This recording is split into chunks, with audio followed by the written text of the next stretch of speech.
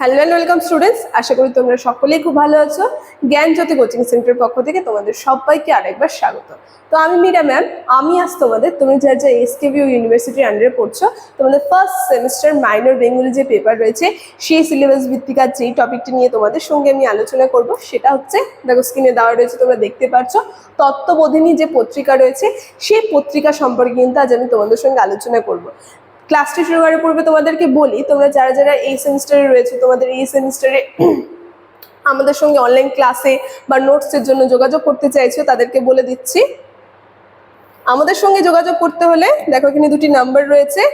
এই নাম্বার দুটি হচ্ছে আমাদের Gyan Jyoti coaching centre official helpline number. যে কোনো একটি নাম্বারের সঙ্গে যোগাযোগ করে কিন্তু তোমরা আমাদের সঙ্গে যুক্ত হয়ে যেতে পারবে। তার সঙ্গে এই সেমিস্টারে তোমাদের কোর্স ফি কি আছে সেটা বলে দিচ্ছি। এসকেবিউর আন্ডারে ফার্স্ট সেমিস্টারের কোর্স ফি কিন্তু রাখা আছে 599, ঠিক আছে? যারা যারা ভাবছো আমাদের সঙ্গে যোগাযোগ করবে, খুব তাড়াতাড়ি যে কোনো একটি নাম্বারের সঙ্গে যোগাযোগ করে আমাদের সঙ্গে যুক্ত হয়েছে, ঠিক আছে? ক্লাসে আলোচনায় আমি চলে যাচ্ছি।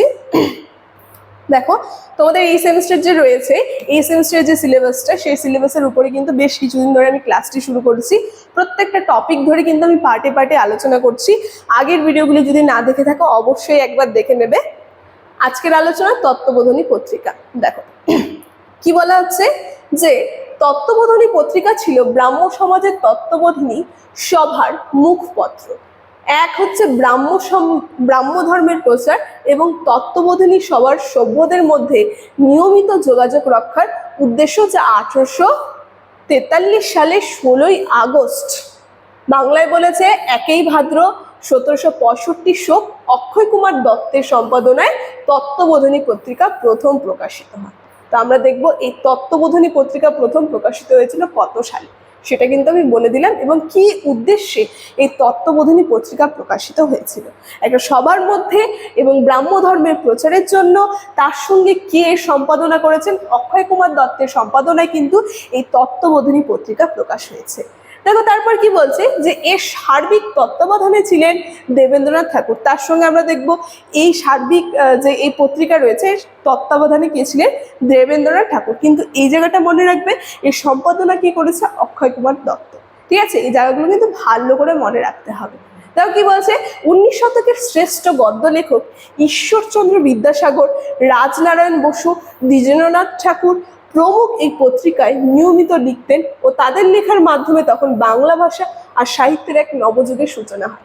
তো কারা কারা এই পত্রিকাগুলো লিখতেন, মানে এই পত্রিকার যে বিষয়গুলো কোন কোন কবিরা লিখতেন সেই নামগুলো আমি বললাম। ঈশ্বরচন্দ্র বিদ্যাসাগর, রাজনারায়ণ বসু এবং দ্বিজেন্দ্রনাথ ঠাকুর যে রয়েছে, এরা কিন্তু লিখতেন, এবং এর মাধ্যমে আমরা দেখবো একটা কিন্তু নতুন নবযুগে কিন্তু সূচনা হচ্ছিল এই পত্রিকার দ্বারা, ঠিক আছে? বলছে এই লেখক এবং পৃষ্ঠপোষক সকলেই ছিলেন সংস্কারপন্থী এবং বেদান্ত প্রতিপাদিত ব্রাহ্মবিদ্যার প্রচার।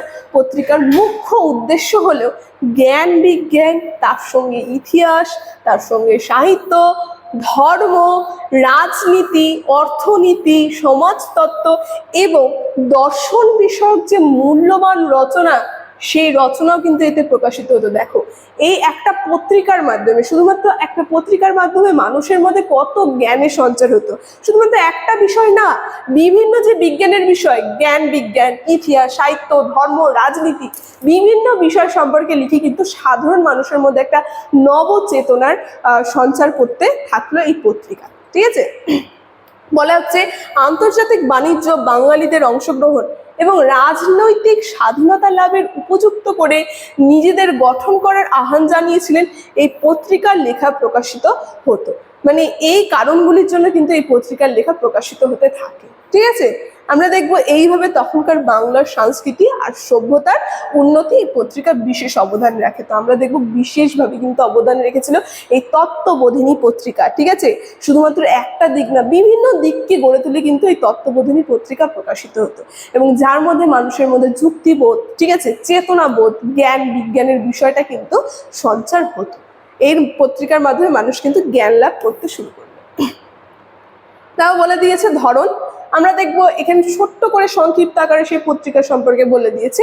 ধরনটা রয়েছে সাপ্তাহিক সংবাদপত্র, আর সম্পাদনা দেবেন্দ্রনাথ ঠাকুর, ঈশ্বরচন্দ্র বিদ্যাসাগর, অক্ষয় কুমার, তার সঙ্গে রাজনারায়ণ, রাজেন্দ্র মিত্র। মেন আমরা এই নামটা রাখবো দেবেন্দ্রনাথ ঠাকুর, ঠিক আছে?